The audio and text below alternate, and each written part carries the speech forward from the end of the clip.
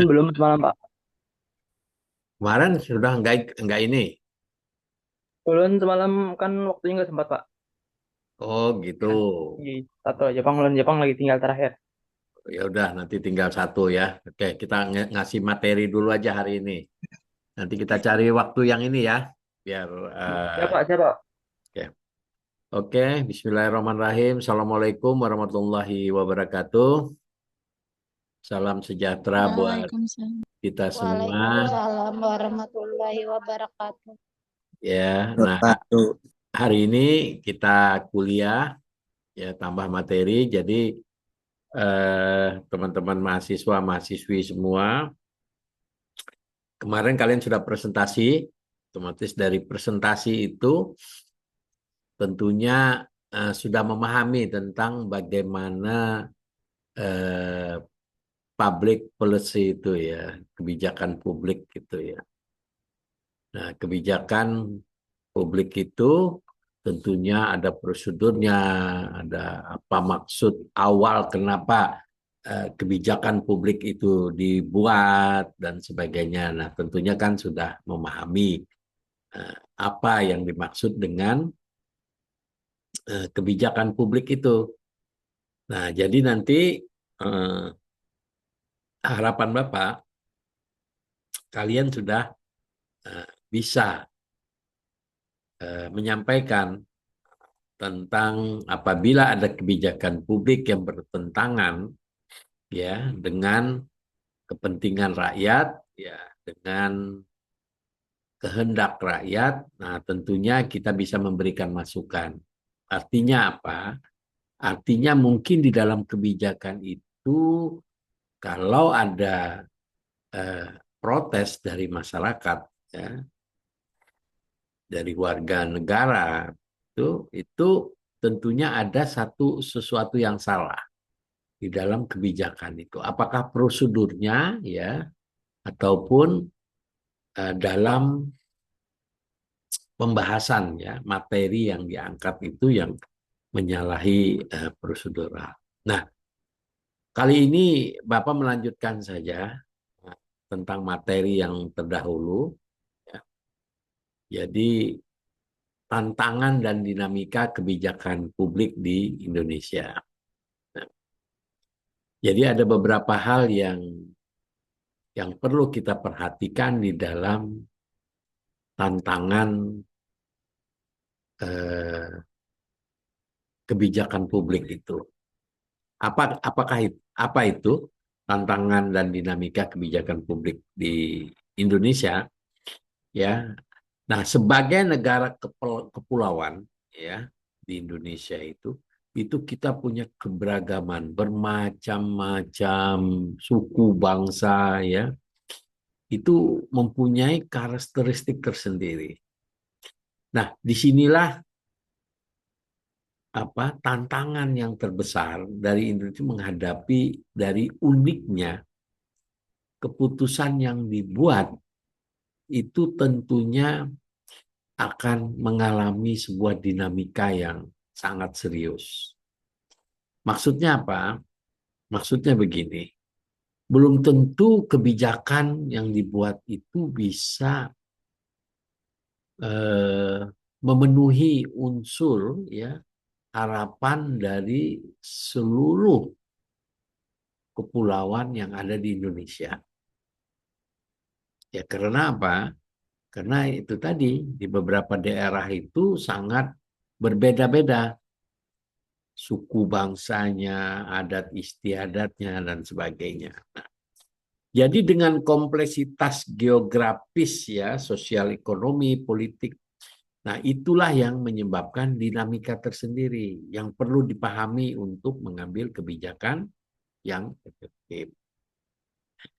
Ya, sebagai contoh saja, Bapak bisa sampaikan ya di sini dalam kebijakan publik itu jangankan antar pulau, ya, antar kabupaten saja mungkin berbeda. Nah, di dalam antar kabupaten saja itu dalam memahami unsur kearifan lokalnya tentunya berbeda-beda, ya. antara satu kabupaten dengan kabupaten lain, apalagi antar provinsi. Nah, oleh karena itu dalam pembuatan kebijakan publik itu harus memahami unsur-unsur itu. Kita harus juga mengerti tentang unsur-unsur itu. Nah, apabila kita tidak memahami unsur-unsur itu, tentunya di sini akan mendapat resistensi.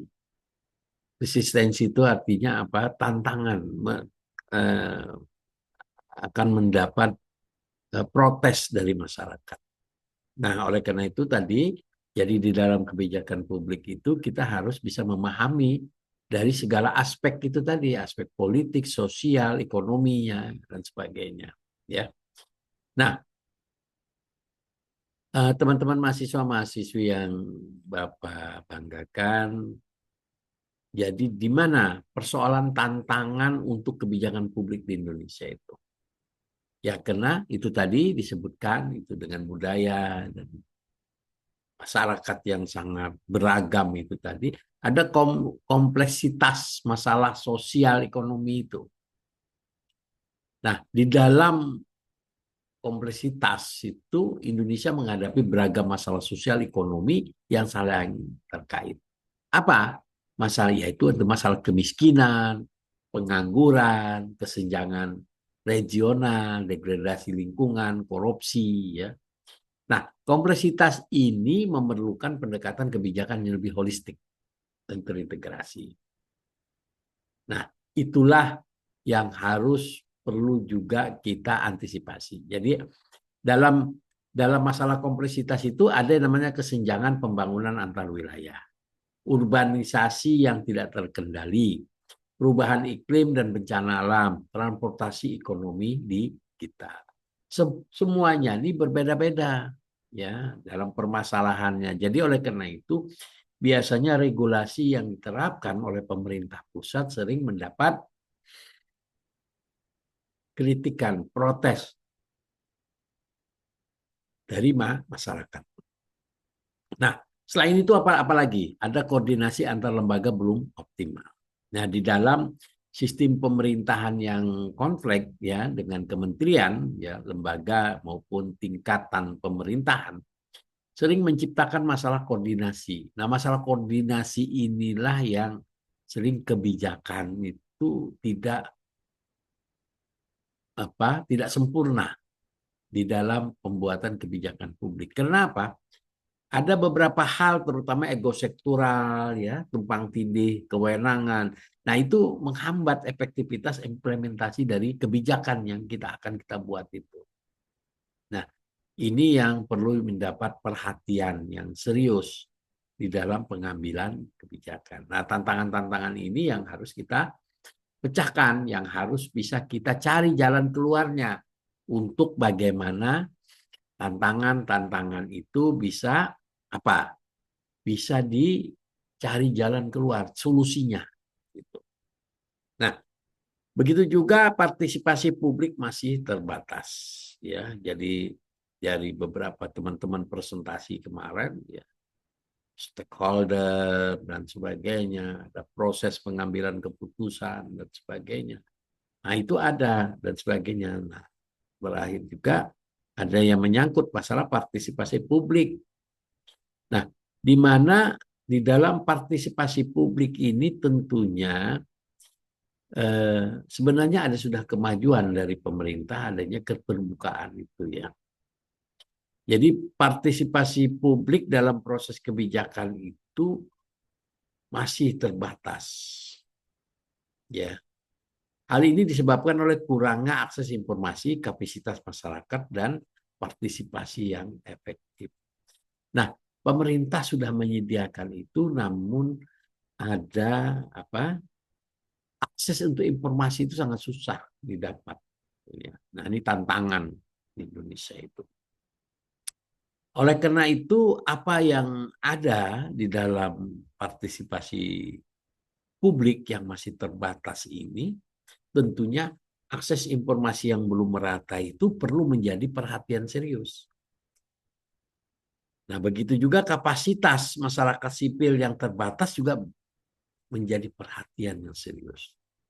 begitu juga mekanisme konsultasi yang belum optimal. Dalam arti ada dialog interaktif, ya, pemahaman masyarakat terhadap pengambilan kebijakan itu. Nah, itu belum optimal dilaksanakan. Nah, begitu juga digital device, ya, yang masih lebar, masih luas sekali, yang perlu pemahaman yang lebih dalam lagi untuk itu. Nah, teman-teman mahasiswa yang saya banggakan, ada beberapa hal, ya, dalam studi kasus ini. Kalau kita melihat, ya, di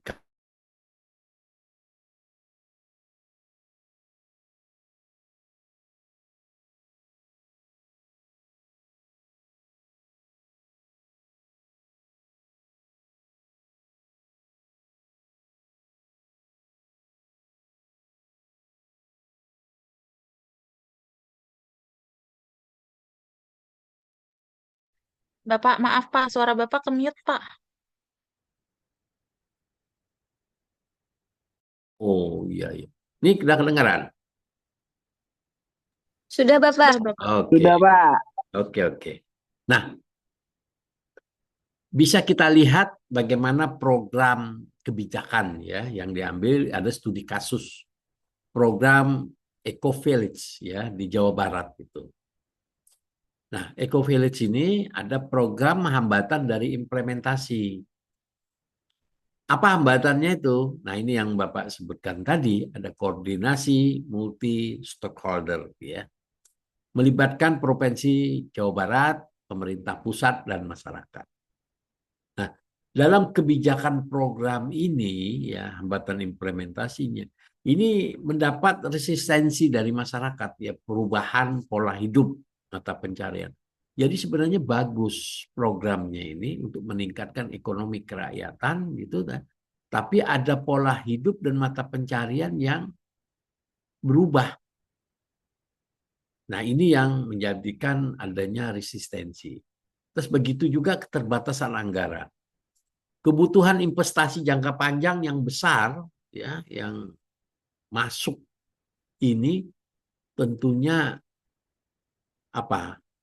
Tentunya tidak bisa diikuti oleh masyarakat setempat. Ya. Karena apa? Jangka panjang yang besar, kebutuhan investasi jangka panjang besar, tidak banyak melibatkan apa? Melibatkan masyarakat di sana. Akhirnya ada hampir sejenis monopoli kegiatan di situ. Ekonominya tidak berjalan.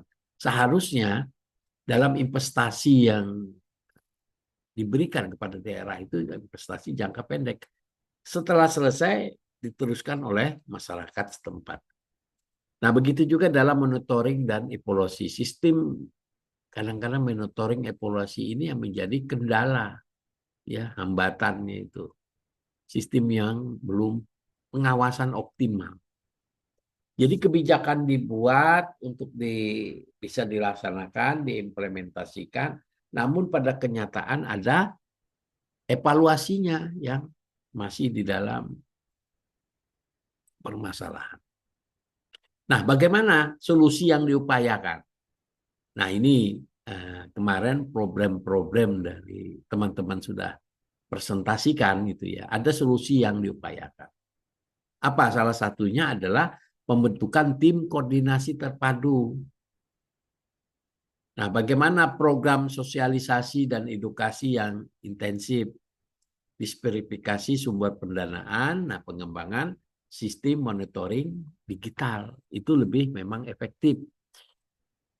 Nah, kalau kita lihat dari program ekonomi, ya, digital ini, ya, yang yang dilaksanakan, ini tentunya juga harus di dalam pemenuhan yang maksimal. Apabila di dalam monitoring digital ini tidak ada juga perawatannya, ya, database-nya tidak lengkap dan sebagainya. Ini juga bukan solusi, tapi kadang-kadang menjadi kendala sangat luar biasa. Nah, ini yang apa istilahnya itu perlu dipahami oleh para mahasiswa yang sudah eh, kemarin presentasi itu ya dengan studi kasusnya itu bermacam-macam studi kasusnya itu pasti sudah memahami ini. Nah, ini yang kita perlu pahami apa program Ecopelis itu apa? Yaitu merupakan bagian dari upaya pengendalian pencemaran daerah. Jadi aliran sungai Das Citarum itu ya, program ini melibatkan partisipasi masyarakat dalam pengelolaan lingkungan dan pemberdayaan ekonomi berkelanjutan. Nah, tapi kadang apa yang biasa dilakukan, nah itu menanam pohon dan sebagainya, gitu ya. Nah, tapi ini karena jangka panjang dan sebagainya, mungkin ekonomi kerakyatan tidak bisa tumbuh cepat di dalam posisi di sana. Nah, di dalam transportasi Das Citarum ini, ya, dari tercemar menjadi berkelanjutan. Nah, ini coba kita lihat foto-foto ini, ya, teman-teman semua. Di mana di dalam proyek kegiatan ini menunjukkan adanya transportasi Sungai Citarum dalam kehidupan masyarakat sekitarnya. Dan di dalam prosesnya ini tidak hanya sekedar pembersihan sungai, tapi juga bagaimana pemberdayaan ekonomi masyarakat melalui ekowisata, ya, pertanian organik dan industri kreatif ramah lingkungan. Nah, di sini bukan hanya pembersihan saja. Nah, itu yang disampaikan tadi bahwa kebijakan yang pro rakyat nanti apa? Ini bisa dijadikan tempat wisata. Ini bisa menumbuhkan ekonomi masyarakat. Mungkin dengan adanya wisata di situ ya itu berdampak ya efek dominonya adalah apa? Orang akan berjualan di sini ya. Nah, wisatanya ada, orang akan berjualan di sini. Nah, di sini akan tumbuh ekonomi kerakyatan. Jadi, keberhasilan program ini juga menunjukkan pentingnya pendekatan terintegrasi yang merupakan satu. Jadi, kalau orang membuat sebuah program ya kebijakan itu ada aspek-aspek yang mengiringi, yang lebih sempurnanya itu seperti itu. Jadi apa? Aspek lingkungan, ekonomi, sosial, ya. Nah, dalam konteks implementasi kebijakan publik, ya, kebijakan publik itu bagaimana partisipasi masyarakatnya yang menjadi kunci, ya, sustainability programnya itu dalam jangka panjang, keberlanjutan. Ya. Keberlanjutan dalam arti apa? Kita membuat program itu nanti bisa memenuhi unsur-unsur keuntungan dari masyarakat yang terintegrasi antara lingkungan, ekonomi, sosial yang jadi satu tadi. Nah, ini yang menyebabkan apa? Proses itu bisa meningkatkan pendapatan penghasilan rakyat. Nah, ini jangka panjang yang harus dipelihara, ya, dipelihara. Jadi tidak hanya sebatas 1-2 tahun saja. Nah, itu yang mempunyai dampak ekonominya. Nah, berbeda dengan investasi besar tadi. Ada investasi umpama hanya dikuasai oleh satu orang saja yang mempunyai investasi, ada uang. Apa? Ya dia melakukan, ada lingkungan dan sebagai kebersihan, dia bikin wisata, tapi dia tidak memberikan kesempatan kepada masyarakat untuk apa? Untuk membuka peluang usaha di sini. Nah, disinilah muncul stagnasinya itu, ya. Dalam arti apa yang diharapkan untuk masyarakat secara umum itu tidak terpenuhi. Kenapa? Mahasiswa-mahasiswa sekalian, dalam proses kasus seperti ini tentunya melibatkan pemerintahan ya, kebijakan pemerintahan yang sangat luas. Nah, oleh karena itu tadi, di dalam pembuatan kebijakan tidak bisa kita hanya berpikir apa, hanya untuk menanggulangi kotornya dan sebagainya, begitu kan. Tentunya apa, ini harus terintegrasi dalam pengambilan keputusan. Nah, mengapa kebijakan publik penting untuk kita semua? Nah, teman-teman sudah memahami ya apa kebijakan publik itu, ya. Tentunya Kebijakan publik itu penentu arah pembangunan. Ya. Jadi kebijakan publik menentukan arah pembangunan nasional dan kesejahteraan masyarakat. Jadi setiap keputusan pemerintah itu memiliki dampak jangka panjang terhadap kualitas hidup kita dan generasi mendatang. Nah, oleh karena itu kebijakan publik ini itu berkekuatan hukum, ya, yang wajib, bukan sunat lagi, itu bukan sunnah lagi, tapi wajib untuk ditaati oleh seluruh warga negara yang di dalam sektor wilayah. Jadi kalau misalkan perda itu ya berlaku hanya di pemerintah daerah, kalau perda provinsi ya gubernur itu di wilayah provinsi itu berlaku. Tapi kalau perda bupati hanya di wilayah di lingkungan bupati. Nah, ini penentu arah pembangunan itu. Ya, para mahasiswi. Jadi di dalam arah pembangunan itu tidak terlepas dari kebijakan publik itu. Yang mana kebijakan publik merupakan dasar kontrol, monitoring, ya, dan merupakan peta jalan arah untuk bagaimana pemerintahan berjalan dengan baik.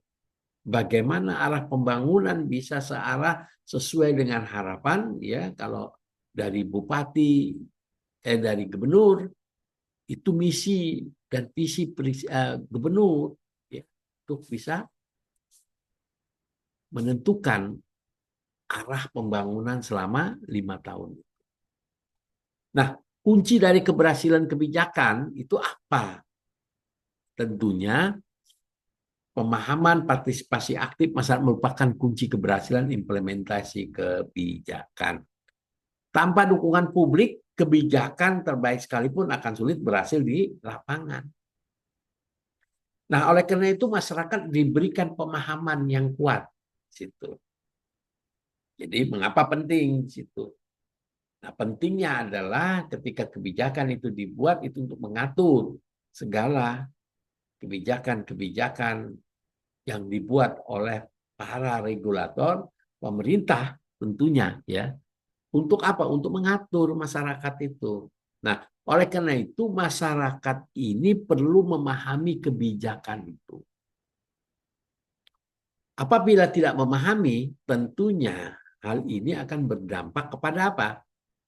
Ketidakpahaman itu akhirnya menimbulkan dampak protes dari masyarakat. Nah, sebenarnya kebijakannya baik, gitu, tapi karena kurangnya pemahaman, tentunya ini akan bisa menjadi bola panas, bola liar. Yang masyarakatnya itu nanti akan bisa terpengaruh dengan isu-isu negatif. Nah, tapi kalau pemahaman sebelum kebijakan ini diimplementasikan, pemahamannya sudah dimengerti oleh masyarakat secara luas, tentunya implementasinya akan mendapatkan keberhasilan. Nah, di dalam konteks kebijakan ini tentunya ada peluang perbaikan yang terbuka. Jadi meskipun tantangan besar menanti, peluang perbaikan selalu terbuka lebar. Dengan pemahaman yang baik, kolaborasi semua pihak, kita dapat menciptakan kebijakan publik yang lebih efektif dan responsif. Ya. Jadi memahami kebijakan publik bukan hanya tugas akademis saja atau praktisi pemerintah saja yang mereka yang melakukan kritikan terhadap itu, ya. Tapi tanggung jawab kita semua sebenarnya. Jadi kemarin pernah Bapak sampaikan bahwa mahasiswa itu perlu memberikan masukan kepada pemerintah, ya, dengan memahami apa yang diberikan kebijakannya itu, yang jangan sampai itu bisa merugikan masyarakat banyak tadi. Jadi perlu apa? Perlu pemahaman kebijakan bukan hanya dipahami oleh akademisi saja, tapi juga setiap warga negara. Jadi dengan pemahaman yang baik tentunya kita dapat berkontribusi dalam menciptakan Indonesia yang lebih baik, yaitu melalui kebijakan publik yang berkualitas.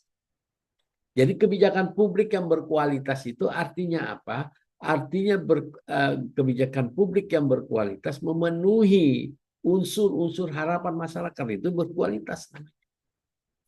Tapi ada juga yang istilahnya itu ketika kebijakan publik dibuat, itu ya, ada arogansi dari pemerintah, kepentingan pemerintah saja yang munculnya tentunya banyak merugikan. Contoh, apa? Diberikan hak pengelola hutan, ya, terjadilah penebangan hutan. Nah, penebangan hutan dan sebagainya ini kan ada kompensasi reklamasi sebenarnya. Apa? Kompensasi reklamasi untuk menanam kembali hasil dari apa? Penebangan hutan itu. Namun apa yang terjadi? Orang yang melakukan itu seenak-enaknya memotong saja, ya toh, tapi tanpa ada unsur reklamasi. Jadi dia hanya merekrut keuntungan hasil daripada eh, pembalakan yang dia lakukan di situ tidak mengikuti aturan. Nah, disinilah memunculkan apa? Bencana itu tadi. Makanya banyak bencana-bencana di Medan itu ya. Coba yang muncul kan kayu gelondong, kayu yang sudah terkupas itu.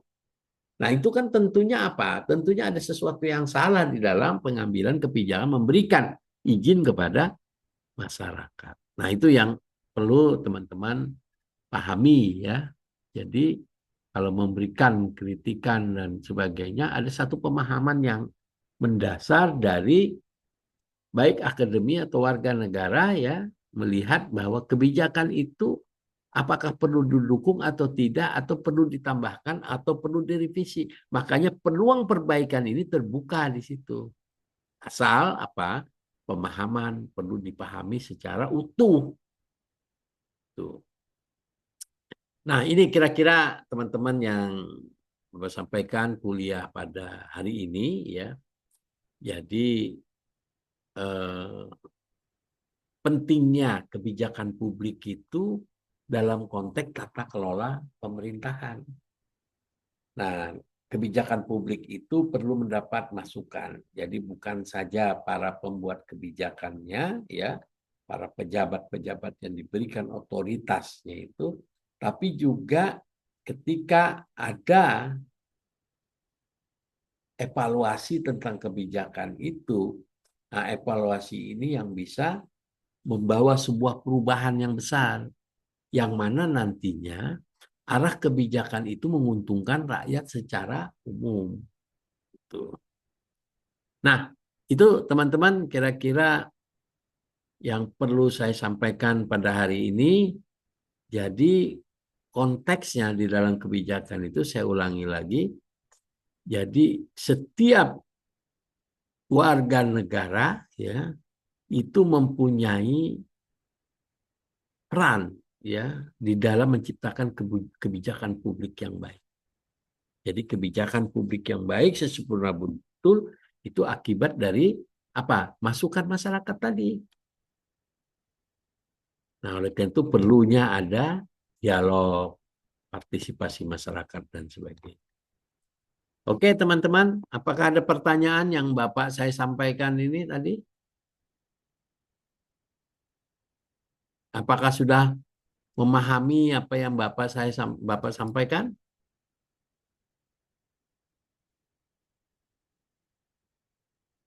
Kok suaranya nggak ada ya?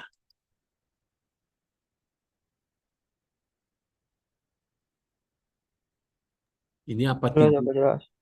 tidur semua ya? Ada, Pak, ada. Ada. Oh, Ferdi. Ya, Pak. Ada pertanyaan? Atau sudah paham apa Bapak sampaikan?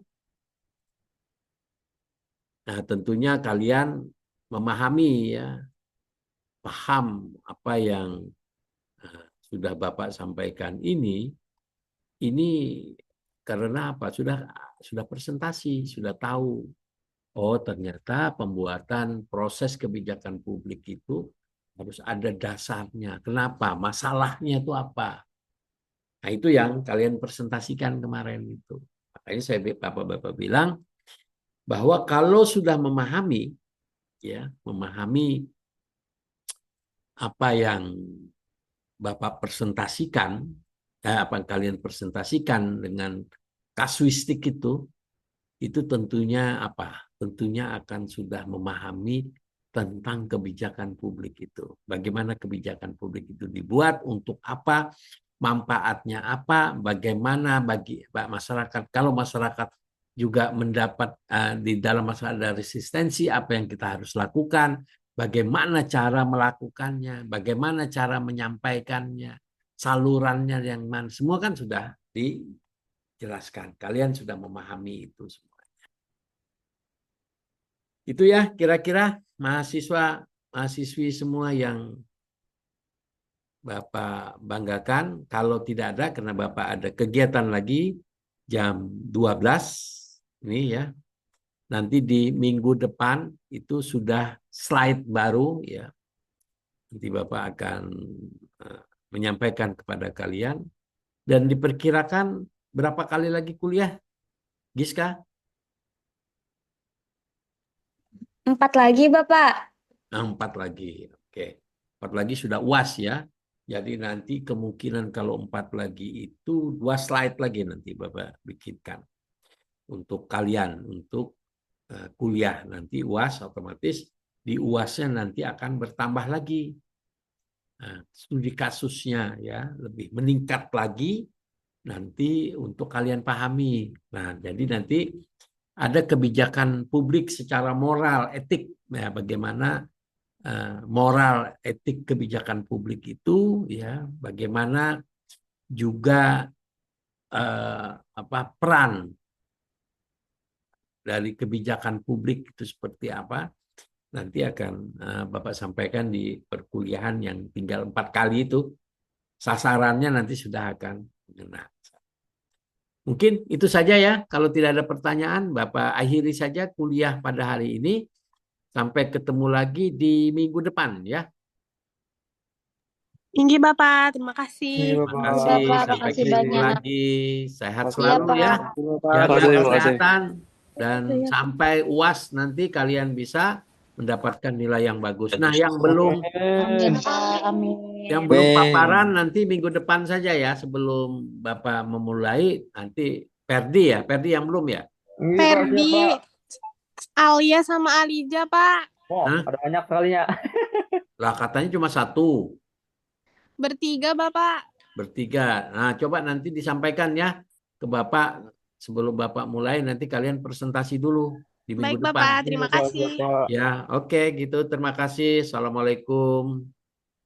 Waalaikumsalam warahmatullahi wabarakatuh. Waalaikumsalam warahmatullahi wabarakatuh.